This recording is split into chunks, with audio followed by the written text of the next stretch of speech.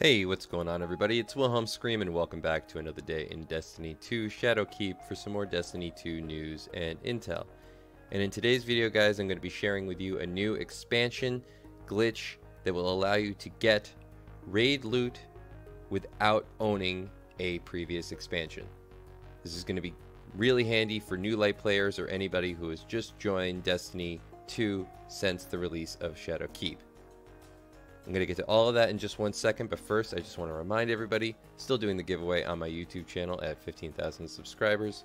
All you have to do to be entered into that giveaway is like the video, subscribe to the YouTube channel, turn on the notifications, the bell, right next to the big red subscribe button, and follow me on Instagram or Twitter. They'll be linked in the description box below.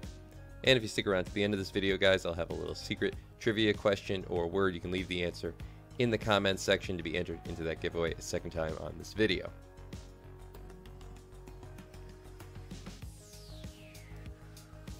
So now, guys, onto the glitch. If you do not own the Forsaken DLC, but have started playing Destiny 2 during Shadowkeep or are a new light player, you can at least go on patrol in the Dreaming City. This, however, limits you from getting gear from certain activities, mainly the raid. However, if you follow the path that I'm showing you here, I will be giving you the exact directions on how to get some raid loot without actually owning the expansion. All you have to do is make your way to this area, follow this cliff until you see this tree sticking out. Fall onto the tree, and above you will be a hole that allows you to get outside of the map.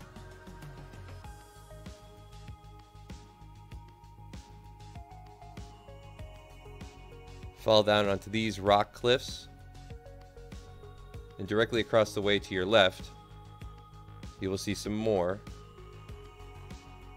They may not look it, but they are there. Simply fly over.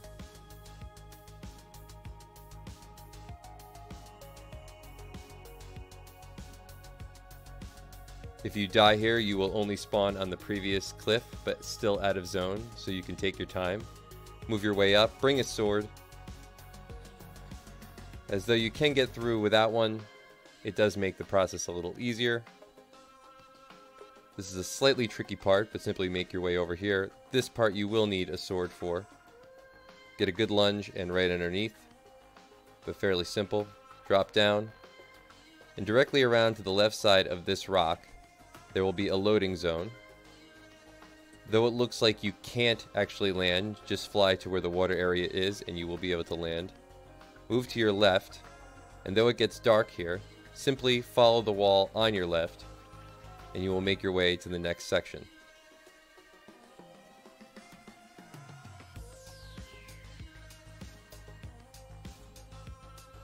If you get confused, simply look behind you, but then move along the left side of the wall, and you'll make your way to the next area.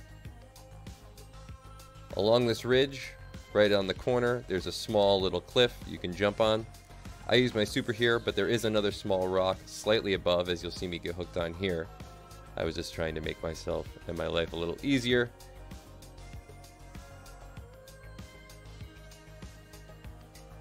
Turn around,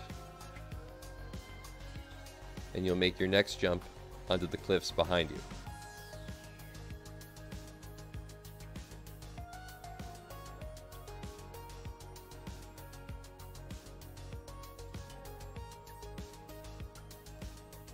Fairly easy to make your way up the cliff side at this point.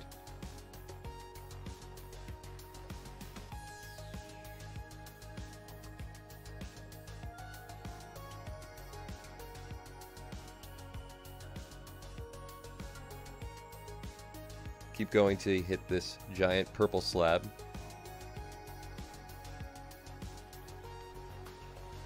Move slightly forward and drop down into the giant crack in the middle.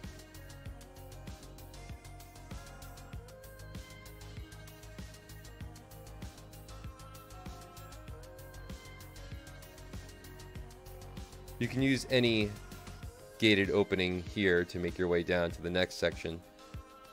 I prefer this one. It's going to be more important where you land, as you're going to want to focus on landing by this door. Once you're at the door, turn around, and you're going to make your way down one more level. Very few death barriers in this area, so again, you can take your time. Make your way up onto this cliff, and this will be the really tricky section of this particular glitch. At this point, you'll have to look up, and you'll notice a small hole in the ceiling area. Again, I use my super, however, there is a way to get up here simply by using a sword lunge.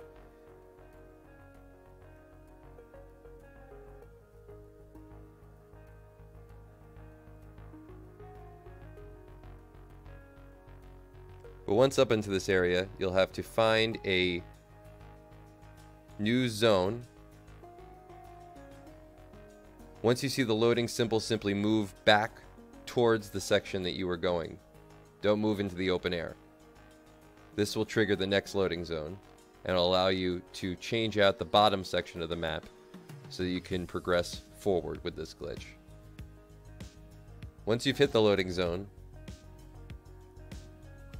simply go back down the hole from whence you came. You'll notice that the layout is a little bit different now.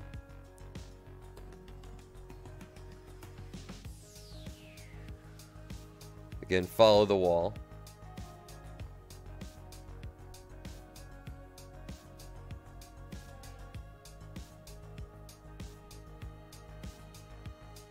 Drop down onto this section.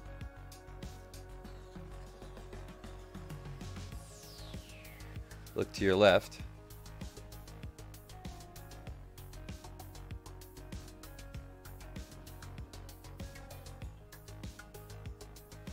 And jump forward again towards the water. Once you're near where the water is actually animating, you can then just simply move down. And again, there will be ground underneath you. And though it looks like you're simply walking on air here, you are not the greatest American hero, and this is actually just the way this works. Somewhere there's ground underneath you. Just be confident it's there. At this section, you're going to want to go to this one piece of rock that has a little curvature knocked out of it. Again, I use my super, but it's fairly easy if you're stacking full agility to use a sword and get up here.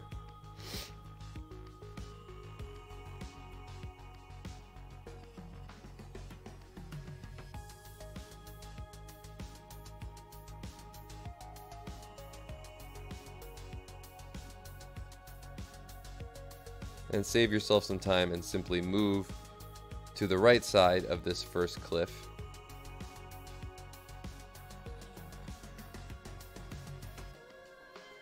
Jump around to this section. Turn around again.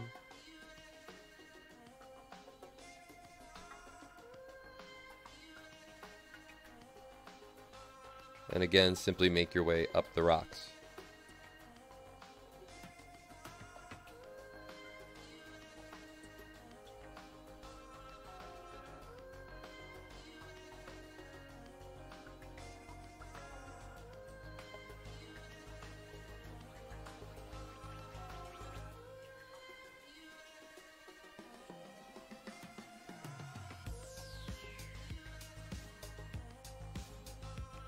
Head towards these large circular platforms.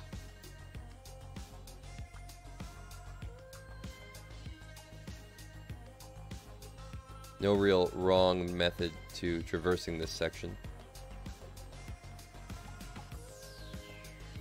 But you're going to want to head towards what looks like an unfinished bridge.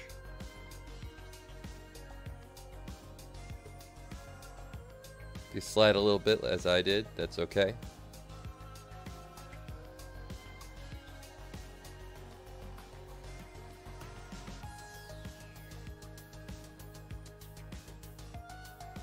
Make your way onto the unfinished bridge.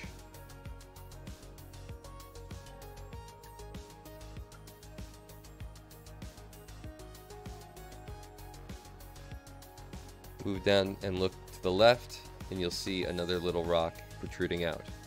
This will trigger yet another loading zone.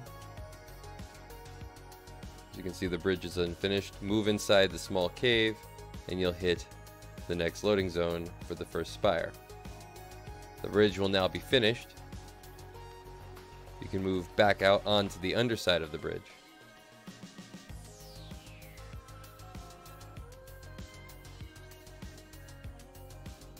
Follow this path, drop down, and make your way to the first hidden chest. These chests reward mods for the raid, though they might not come in handy to you if you're a new light or Forsaken only owner, or excuse me, Shadowkeep only owner. However, you can get gear and weapons. These weapons do, of course, drop with Year 3 armor mods.